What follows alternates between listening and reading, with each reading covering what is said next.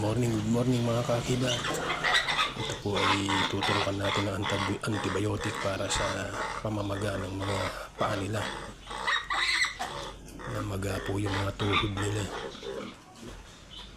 Maaaring tumaas po yung uric nila dahil doon sa feeds na kinakain. Ngayon po ay tuturukan natin ng antibiotic para makontra siya. Mawawala din po yan.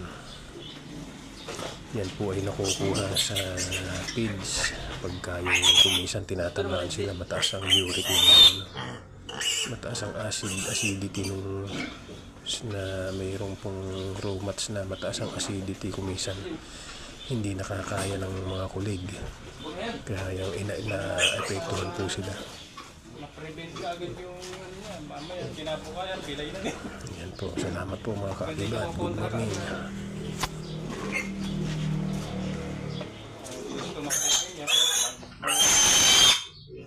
Meron na din isa